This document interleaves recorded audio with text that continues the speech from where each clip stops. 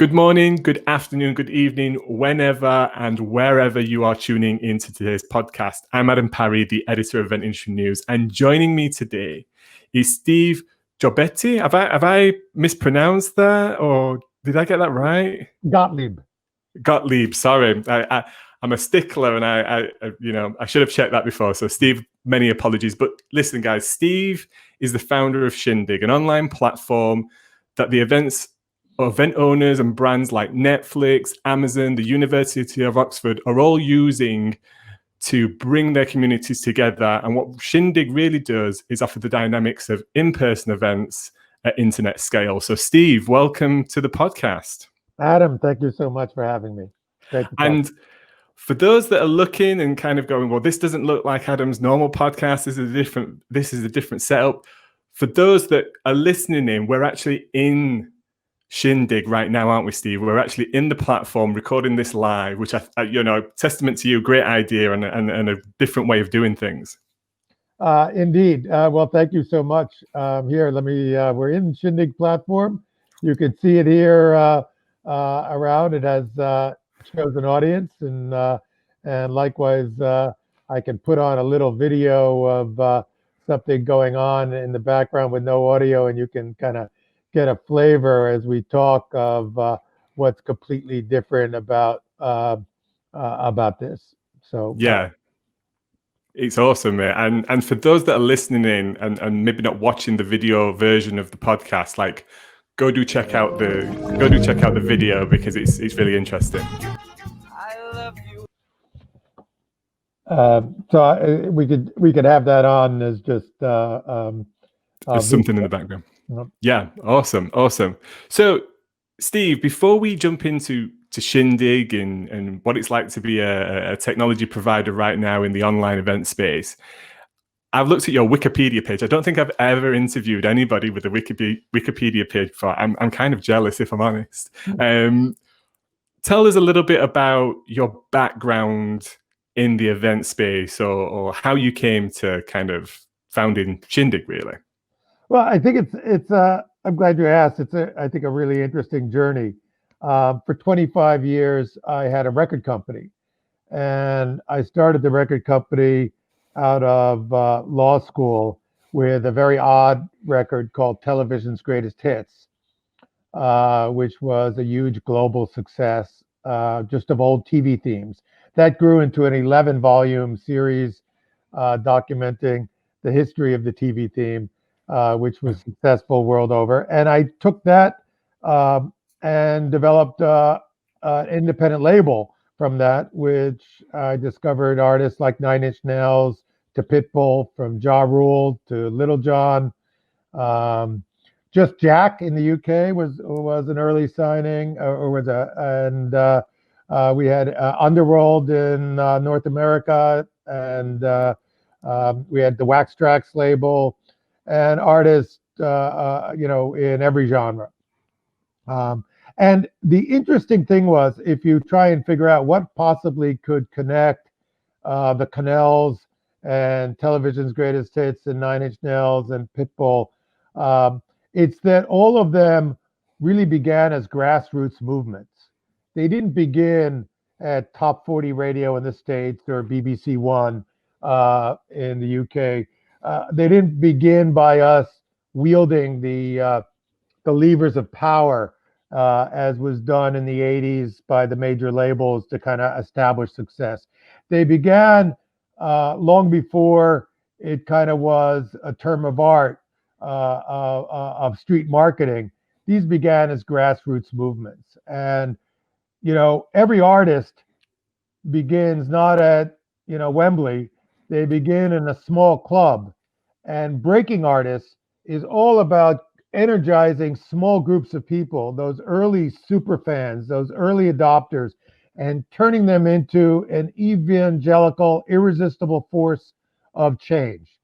And you do that by providing them with intensely personal and motivating experiences where they feel, amazed and excited and over the moon that they were there at some magical starting point.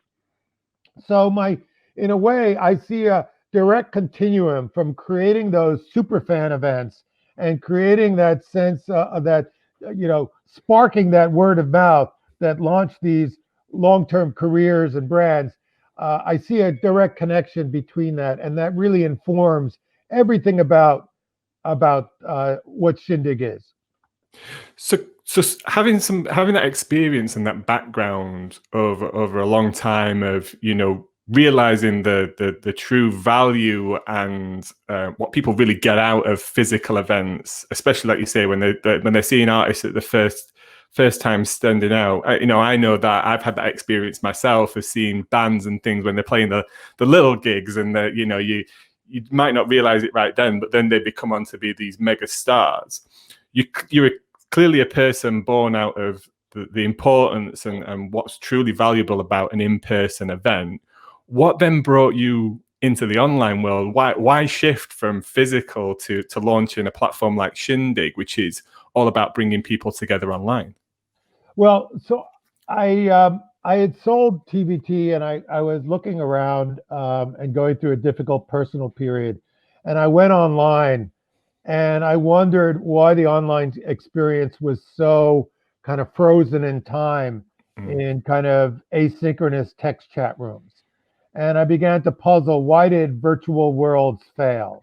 Why was video chat such a disappointment? And what I realized was video chat was little more than telephone with pictures. It was really the picture phone experience. And it robbed any, I looked at things like Hangouts, it robbed you of any sense that there was really any live there, even though they called these experiences live.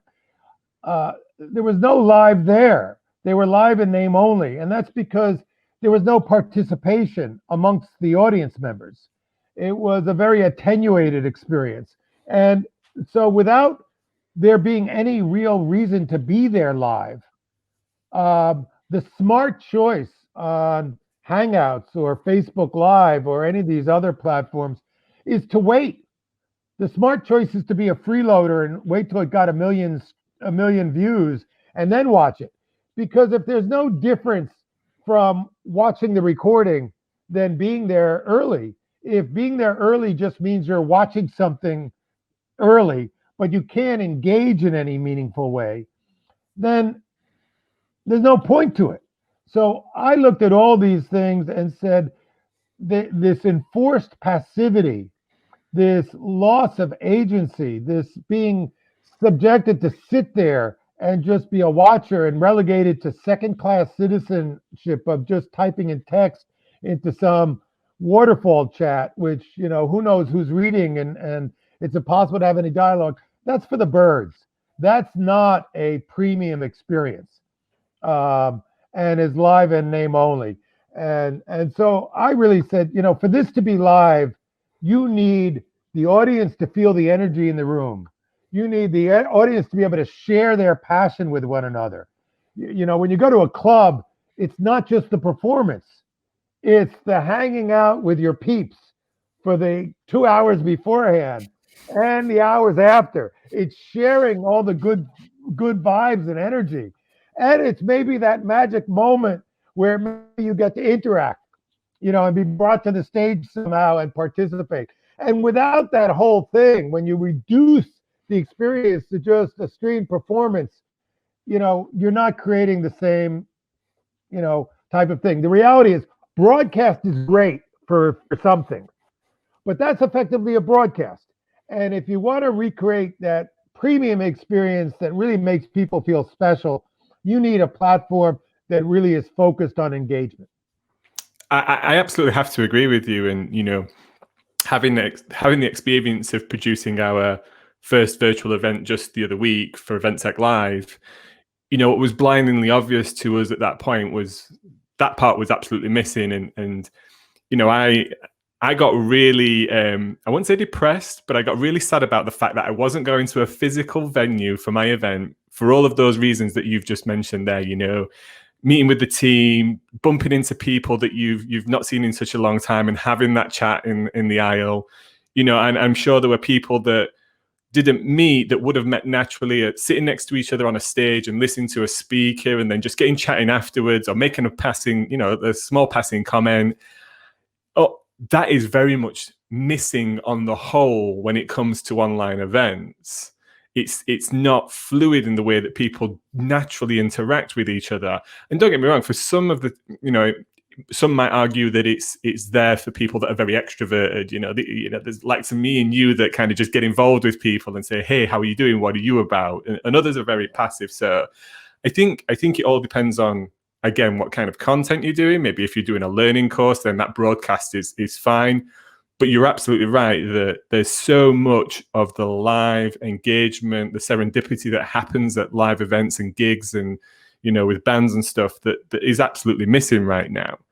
So I guess that brings me on to, a little bit more like, what's it like to be a supplier of this type of technology right now in a world where physical events can't happen? Have you seen an explosion in demand for your platform? Is it actually quite difficult because of that demand? Like, how are you finding it?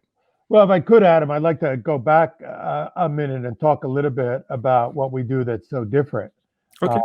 The name Shindig actually is meant to kind of express the fact that we create those moments, those serendipitous moments amongst and between participants. That the name Shindig comes from those dance parties that began in the 20s and 30s, and kind of.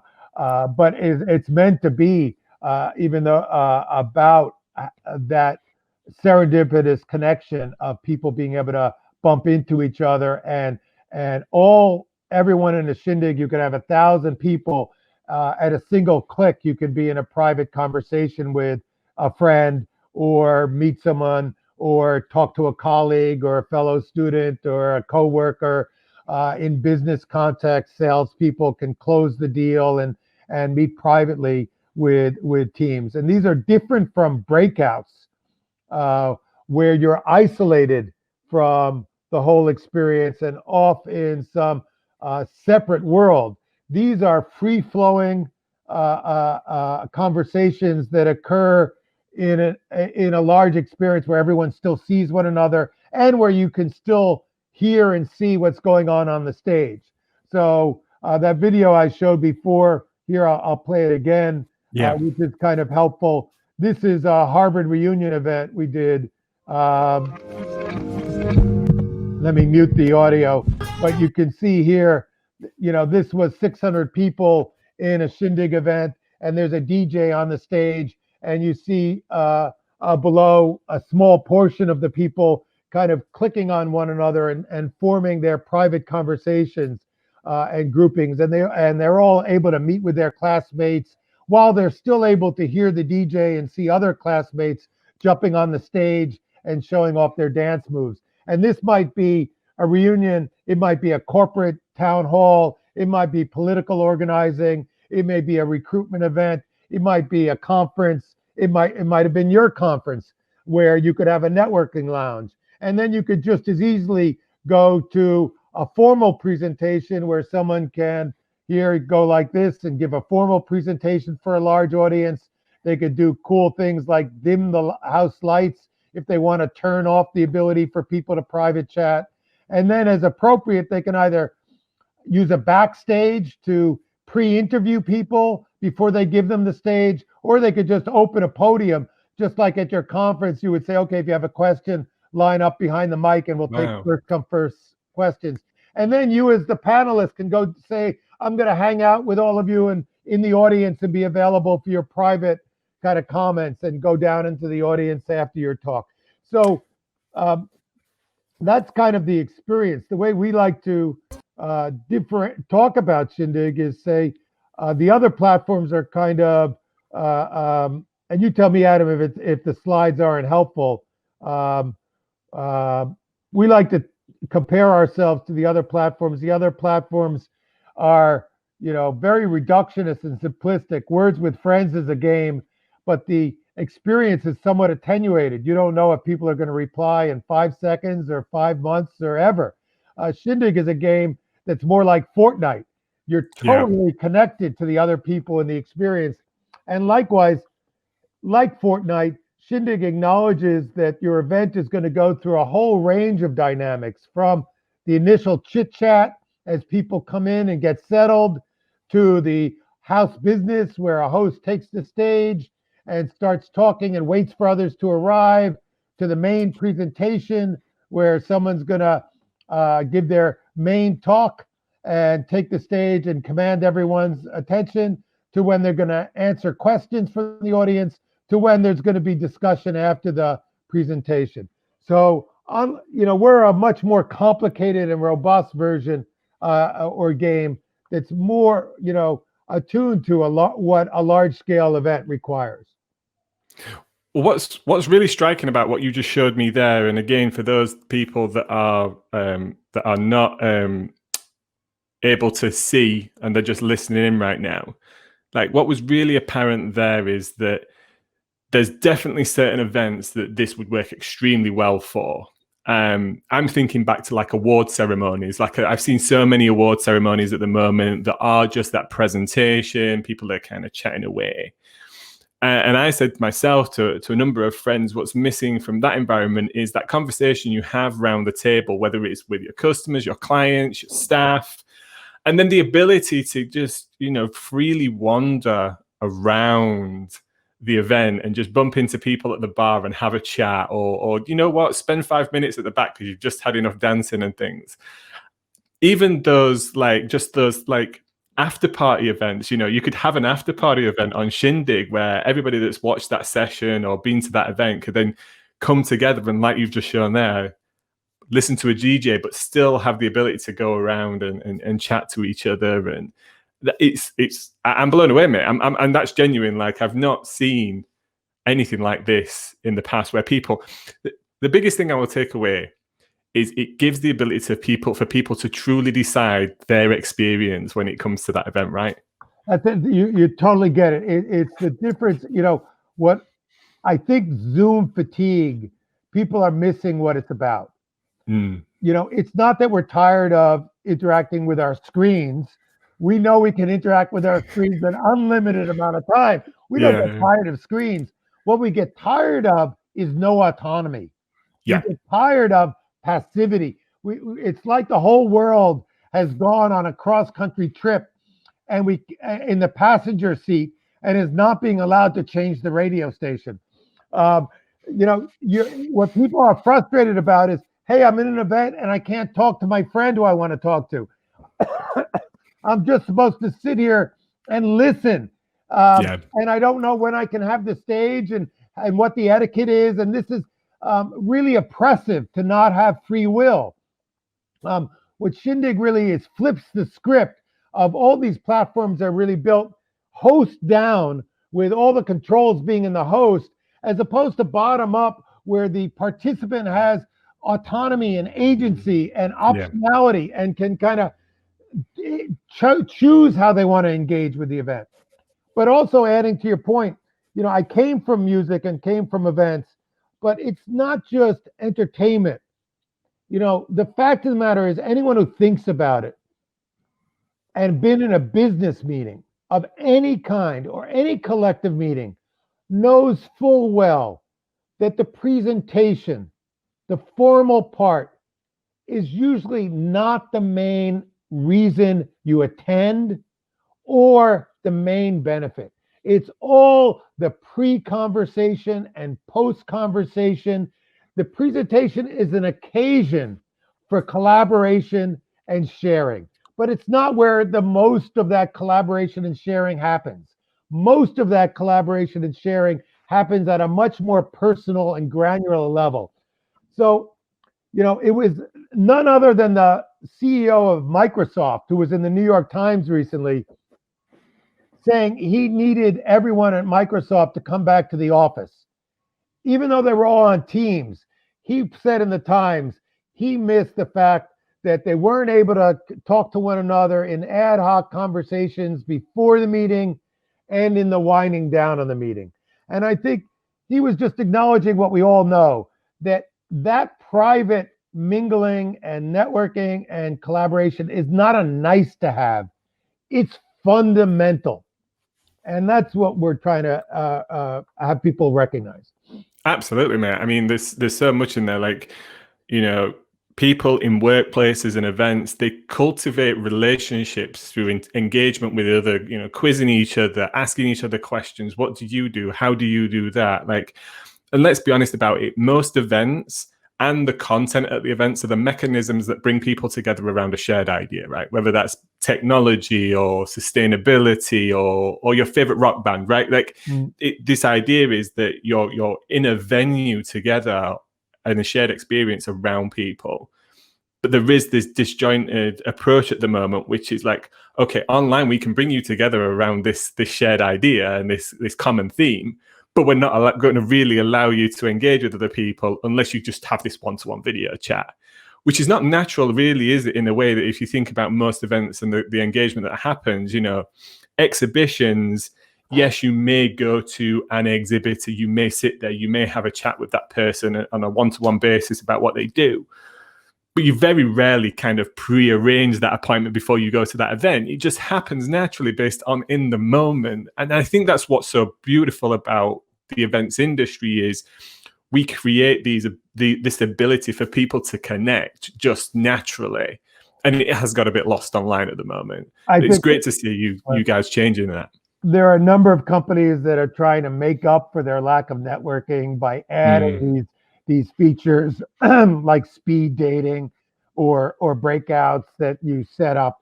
But they're all kind of add-ons as opposed to built in organically into the experience. And they erase the whole notion of a social network.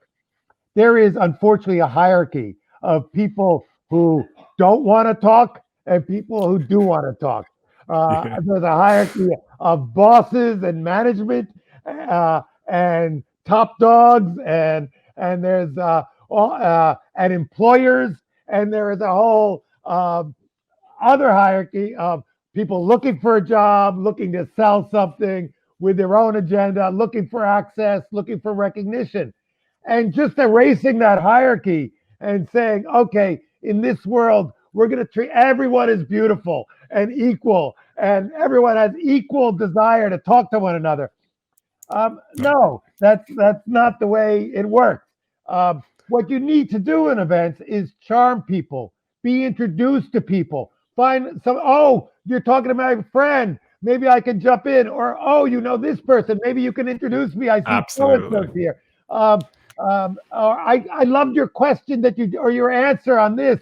Can I talk to you? So it has to be human and social. We don't, no more than in a real party, you'd say assign people to, okay, this is your dance partner.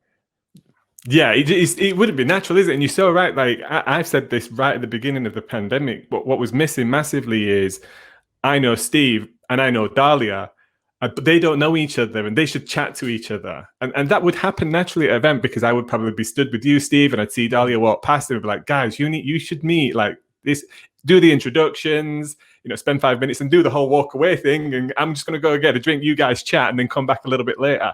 That's one of the greatest parts of events is the ability to introduce people to each other or to network within networks, because that's you as that individual that these people just would get on, or they should meet, or they could do business, or it's the way that the dating world works, right? It isn't it? It's like people introduce, they play the matchmaker all the time, and that filters down to every event. Right. So again, I keep saying it, but it's great to see you kind of facilitating the ability to do that online. I could see you being used as venues for workplaces for remote workers, and just the venues already existed. Everybody's logged in in the morning, and they just kind of wander off. And I need a chat to Steve, and I'm going to go and have a chat to Adam or to Dahlia. I'm going to mention those names again. So just to talk a little bit about the types of events then, because I think it'd be really good to give a picture of the types of events that Shindig's hosting at the moment, to give our listeners and our readers an idea of what they might be able to use the platform for. You showed the slide earlier of a kind of a networking event around DJs. What other formats are being hosted, or is it literally every format of events that's being hosted on Shindig at the moment?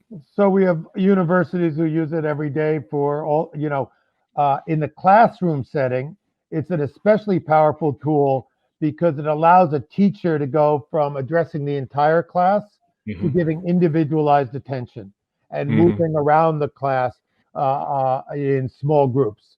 So that organic kind of easy, seamless transition from addressing all to addressing small groups is really fundamentally what's missing from the Zoom classes. So we have big applications in education, likewise for the social campus, for bringing the 360 application of large student events where students want to socialize. But we do everything from large, corporate conferences for companies like Accenture or the Gartner Group or Informa and Viacom to all kinds of media events, galas, receptions. We just did a reception for Representative Jim Clyburn in Washington for 100 or so dignitaries. We got written up in the Washington Post for a big 2 weeks ago for a big gala we did for Washington VIPs. We just had Mary J. Blige do a big fundraising event for a charity she supports around her introducing her new wine. But we've done all kinds of celebrity events. We've done author events. We've done podcast. We've done podcast events, live taping of podcasts. We also did, Amazon Music, did a party for podcast movement. So we add parties and welcome receptions and closing receptions and networking lounges to large scale conferences. We did the Democratic National Convention we did the Connecticut State Democratic National Convention and did a lot of things for the DNC. We have the U.S. government as a client. We have the French embassy as a client. From Kevin Smith doing fan events to all kinds of big 4-letter kind of big associations that everyone knows that are really dull, but need to do their big meetings, trade shows, the whole nine. You like the I'm gonna say and I hope this comes across in the right way, but to me you're like Zoom on steroids. You like everything that's good about Zoom in that easy ability to connect and watch content and talk to and connect up with your friends and family and co-workers and people at event, but all of that extra stuff that's missing that just makes like Zoom so passive. Like I meet up even with some industry friends every so often now. And it's one of those situations where it's a group conversation, so that's great. But only one or two of you can really talk to each other at any one time. And you just might want that little private chat off the sides with your friend Abby or your friend Matt and stuff. And you want 2 seconds just to have that conversation. I love the idea of podcasts. Like that's because podcasts tend to be such a it's that passive content kind of taken on board, isn't it? We're recording this now, and then our listeners will listen to it at some point. I'd love to see podcasts move in a way that they can do this live and then take questions from their audience right there in the moment and make that podcast more collaborative. I think that's a fantastic idea. I also think since podcasters have a problem of drawing attention to new episodes, it's also a way, even if they produce their podcast their traditional way, they can do a fan event for their super listeners to discuss the podcast.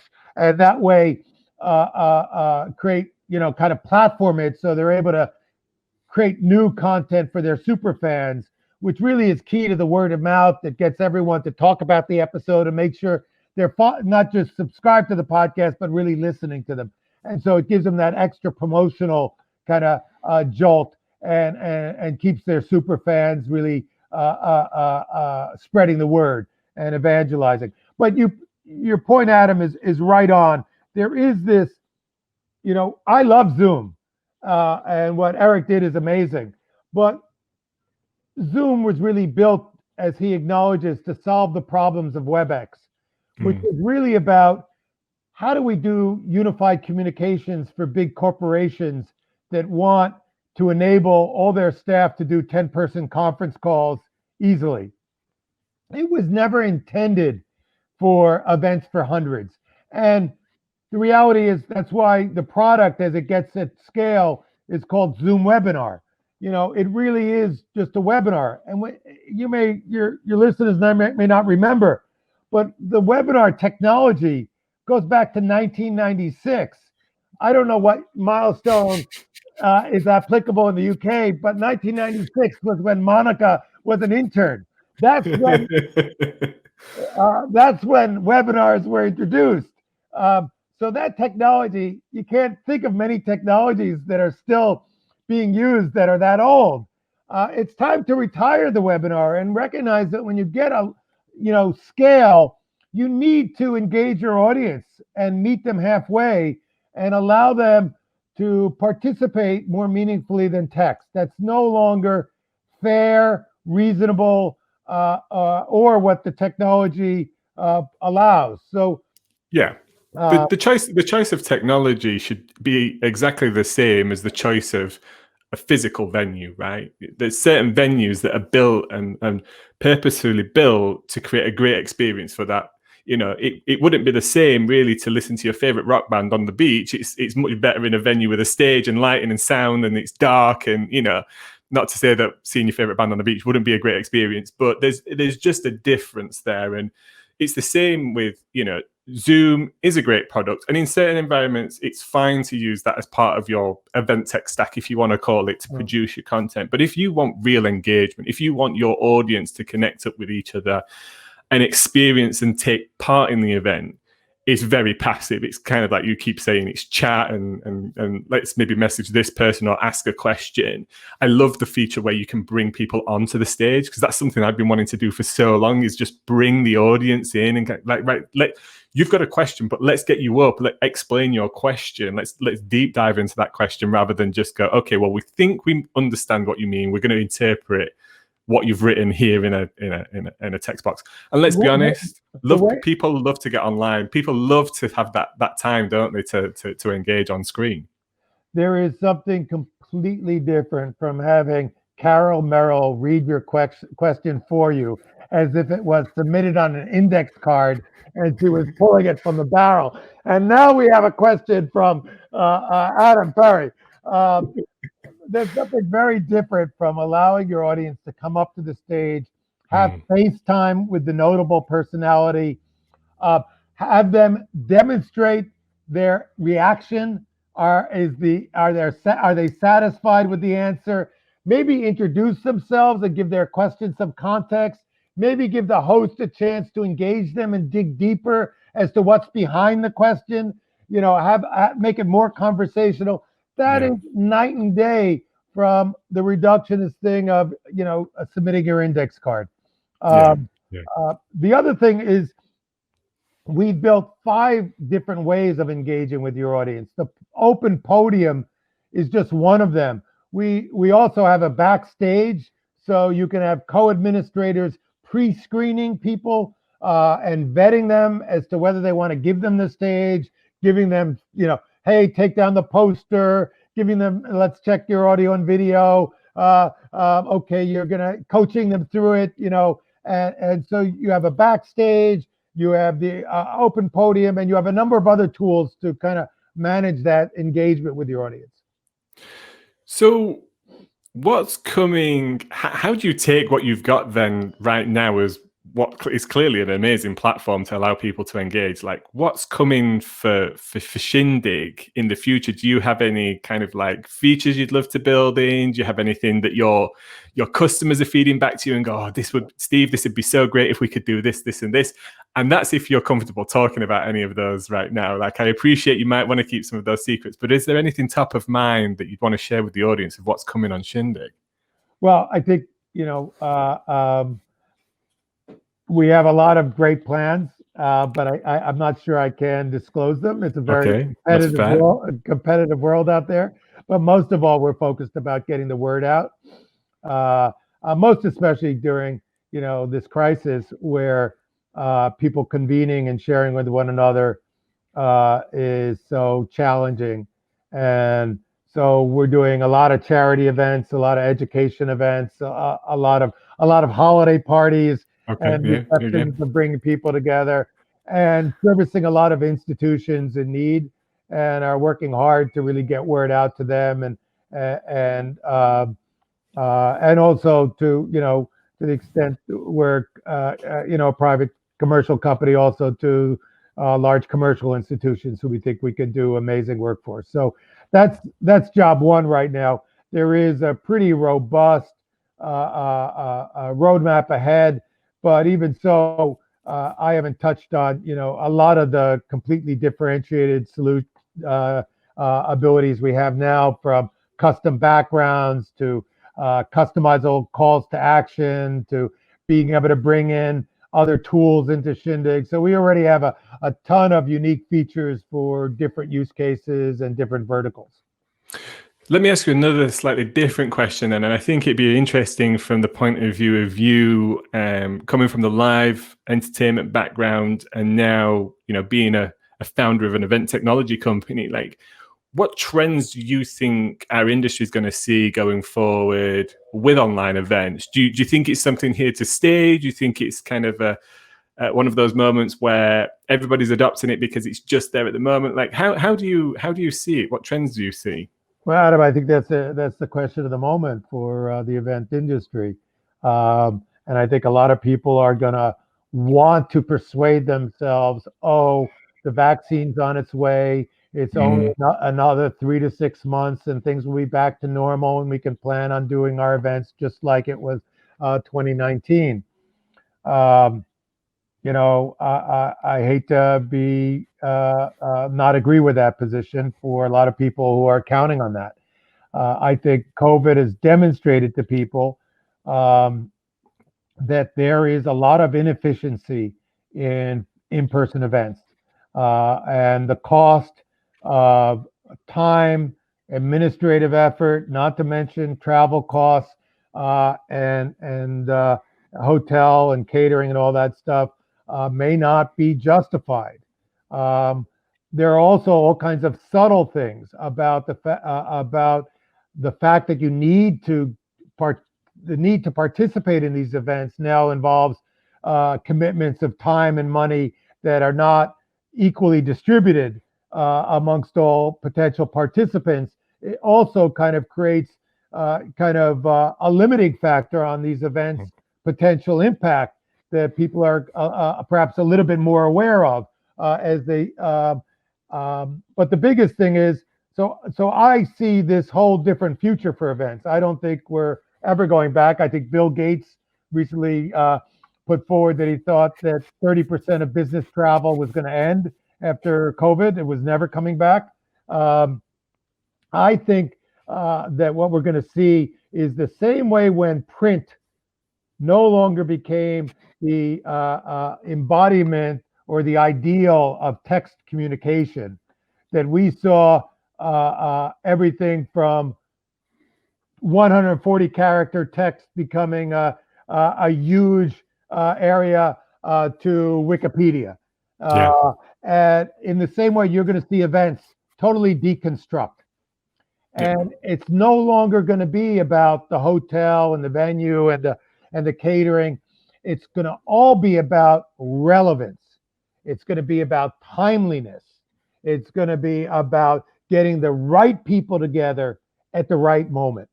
And you could think about this applied to COVID. How would you feel if all this research that the doctors were waiting to share their information until they could all go to Hawaii to the right golf resort to be invited to some COVID conference and there collaborate in small groups and share? You would want those people meeting tomorrow. And so the notion of everyone holding back till CES rolls around for their tech announcement versus trying to assemble that community when it's most important to them. That's the way events are going to change. We're still going to have physical events, but they're going to be much more targeted. And the good news is, because you're going to see online events 365 days a year for specific audiences and specific topics that are highly relevant, everyone is going to be much better connected. And therefore, when they get together in those in-person events, they're going to be that much more meaningful. It's going to be a lot less scrambling at these events. It's interesting what you say there, because I get a sense that for some in the industry who've been so involved in physical events, and us too, you know, it seems to be this argument or this or that. It's like it's one or the other, and I see a future where both can exist in their own right, because they're fit for purpose. You know, does it really make sense for a distributed audience to come to one location for one day and take 3 days out of the week for an hour conference, when they can, you know, come together online in a much more sustainable and cost-effective way for everybody? Like, you know, that probably doesn't make sense. But there will still be physical events that the absolute value is there. I think in some ways, going to a physical event will be the premier thing. It will be like the thing to go to. But what online events, or what the expansion of a physical event online as well, will allow much more people to get involved that wouldn't have been able to access that through travel restrictions, through logistics, through cost. You know, like I was just speaking to somebody today about CES, funnily, and some of their team go each year, but they have to stop 2 hours outside of Vegas just to make the budget work, because the cost of Vegas at that time when CES is on to book a hotel room, it's just astronomical. And that's the way that, you know, that's the way the world works when it comes to things in demand, right? But for me, it just strikes me that alienates so many people getting involved in the industry, or being a part of it, or experiencing those product launches and those things. And I think what I've also seen, and what you've clearly demonstrated through Shindig, I've said this for a while now, that there is going to be an explosion of new event organizers that don't see themselves as event organizers right now.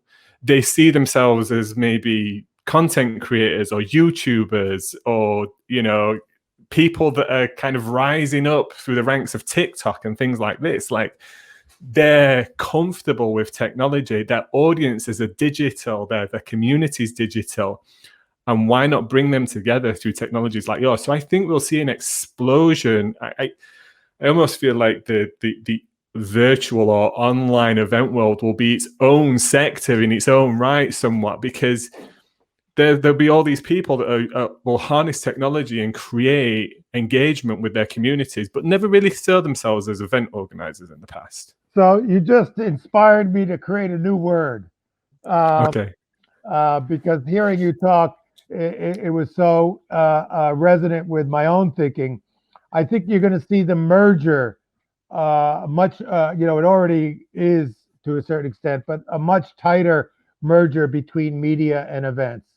And I think you're going to see Eventia, where effectively events really understand themselves, event organize themselves as media, and really understand them as totally connected with the exploitation of the recorded content, and that the promotion of the event, the engagement, and the exploitation of the recorded content is all going to be seamless, and it's all going to be planned as one concept of Eventia.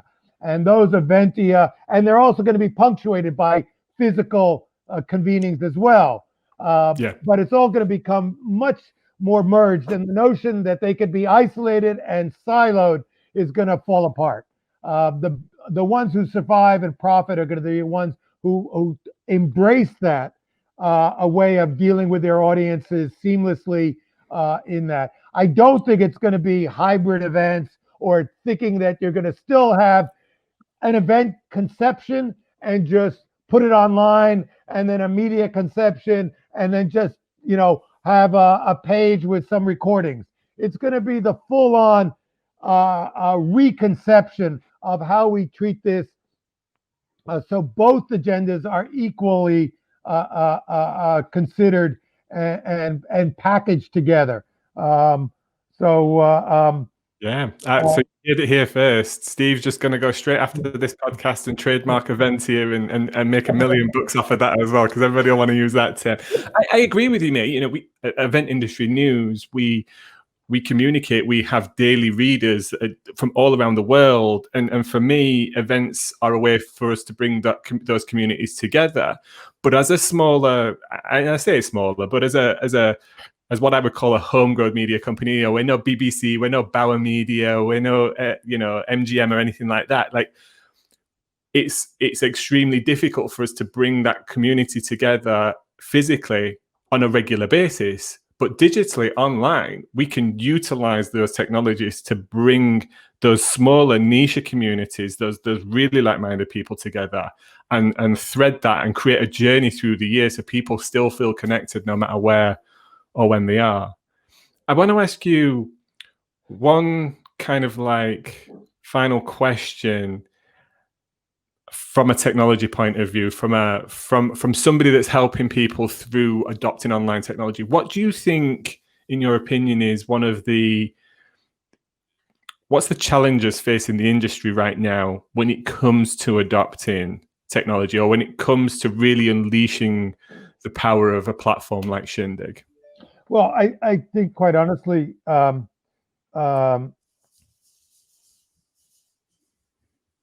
this type of change takes time. There are some platforms that think, okay, the tech is the solution. We've given you your solution. Now a company can just take our solution and God bless, go have your events. I don't see that. We're technology, but throwing a great party requires more than booking the venue. It requires someone who knows how to make people comfortable, someone how to book the right DJ, set the right tone, invite the right people, and create the right energy. That is magic. And technology, I think there's lots of magic to enable what we enable, but it takes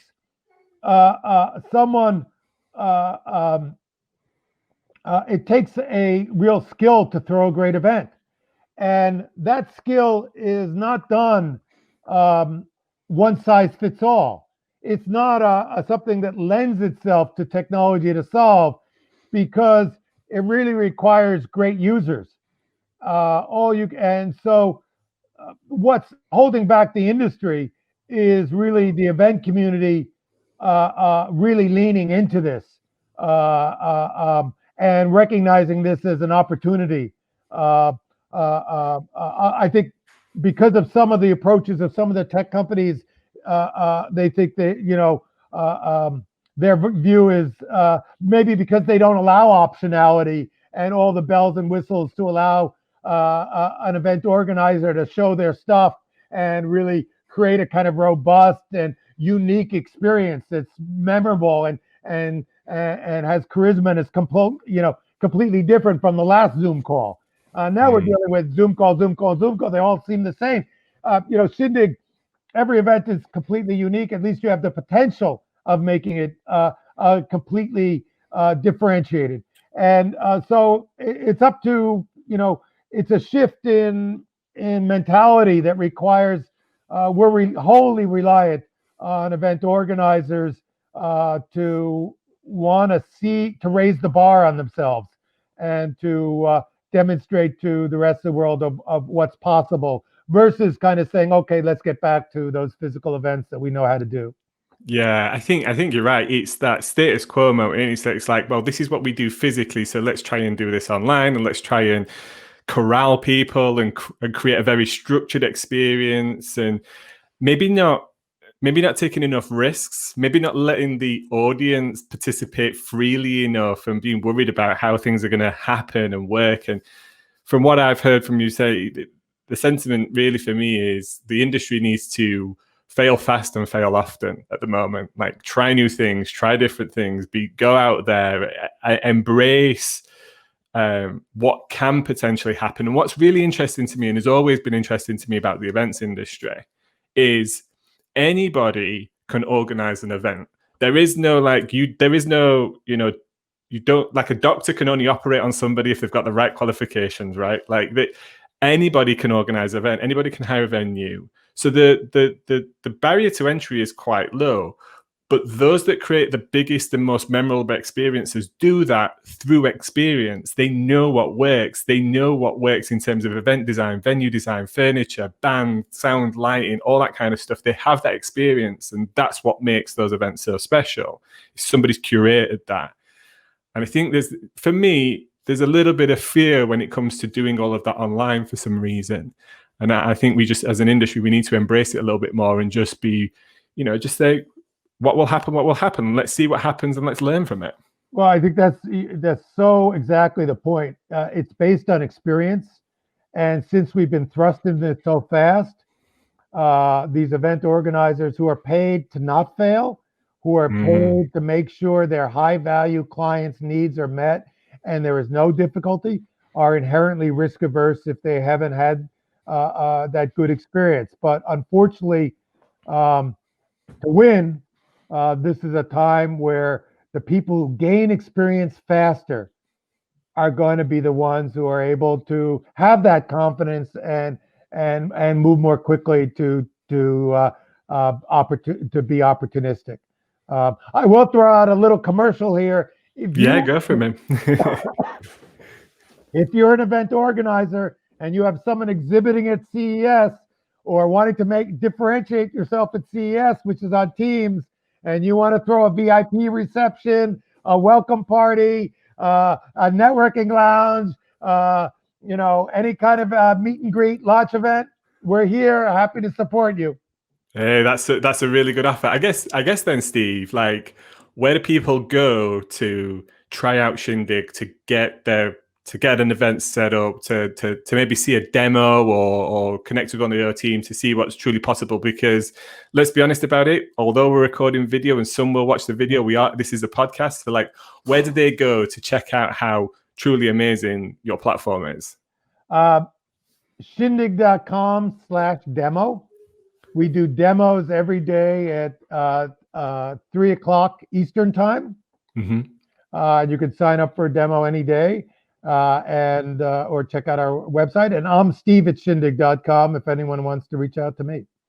Steve, this has been fantastic. Guys, girls, if you're listening, do go out and check out Shindig. I'm going to be twisting Steve's arm after this podcast for him to let me do something for the industry, because I think it's just one of those really fluid, engaging environments where I just can see people just mingling and chatting and watching something and going off into another, going over to the bar area, going out to the smokers area, and all that kind of stuff that really happens at physical events. So do check out, take Steve up on his offer. If you are out at CES and you're wanting to do something different and stand out, get in touch with him.